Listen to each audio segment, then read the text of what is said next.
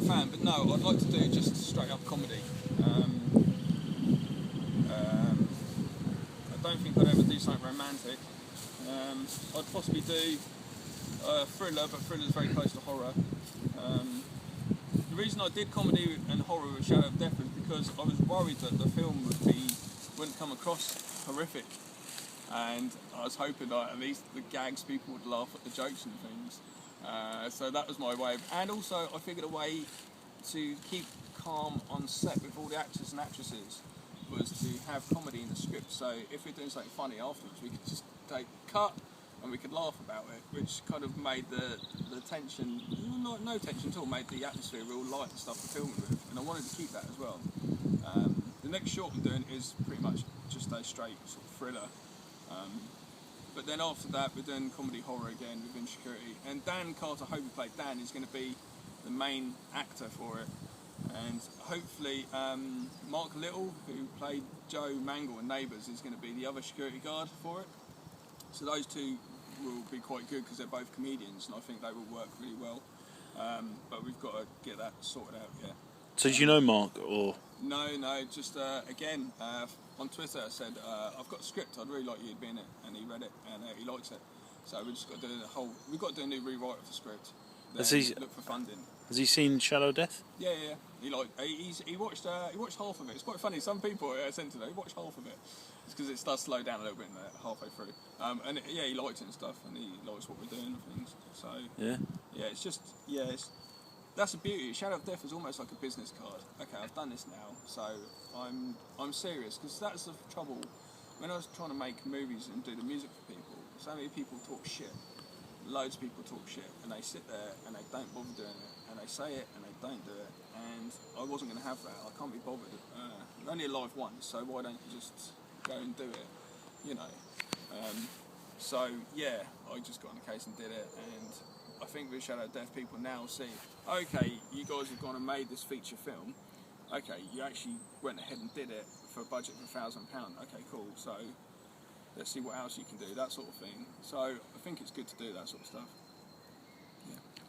So just one more question. So exactly what I was saying before. Oh, can you just give us a lowdown? I forgot. Can you just tell us a story about the FX man? I forgot. Yeah. Just so we get course. it. Yeah. I forgot all about that. Yeah.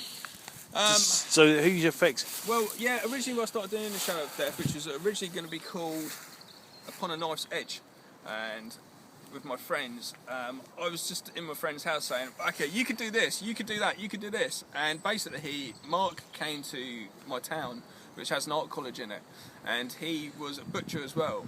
So I was like, right, you're a butcher and you went to art university, so you're a creative butcher, you can do effects. And he said, yeah, okay, cool, I'll do effects.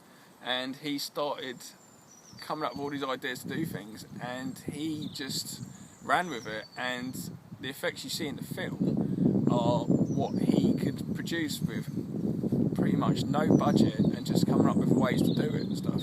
So they're actually stuff you might get from the butcher? Well, when we first did it, like I said, we filmed 3 death scenes before we reshot them. We did use things like a pig's eye for the scene where the girl's knife plucks out the eye.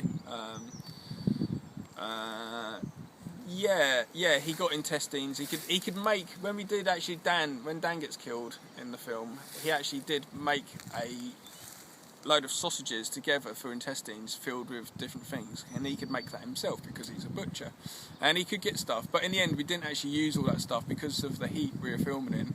I didn't want it to be like a Texas Chainsaw Massacre, the original with Toby Hooper, where everyone was just being sick on set because of all the stuff had gone off from the heat.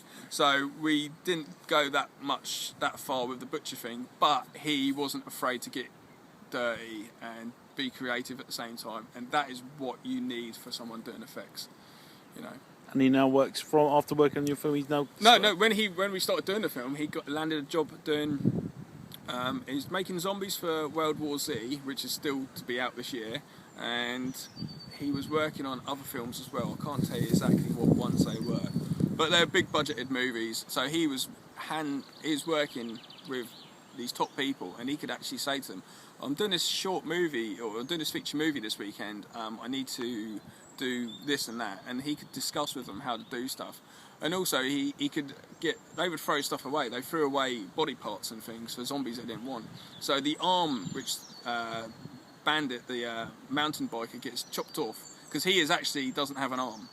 So we actually got this fake arm, which is prosthetic and very heavy, big arm, and used that for his replica arm. So when it gets chopped off, his arm falls off. He could get stuff like that, and you know that would have cost us loads of money. We did a head cast for Abby, who was the person running right at the beginning of the movie, who gets her head chopped off, because we wanted to show her head later on. We actually did a proper cast where we poured the mould, the silicone mould or whatever it is, over the top and doing it properly. He got all that stuff from doing effects, because they're just spare things that they don't need, because these movies are so big budgeted. They have so much stuff they throw away, and for people like us making these little movies, we can push them further. And that's what you got to do. Less is more, and that was my rule for making a movie. Everything has to be more and bigger than it is, even if it's very small. We've got a cabin with 2 rooms. Okay, what angles can I get with these 2 rooms to make this look a lot better? It's just what you got to do with it, and that's what he did with it as well, with the effects.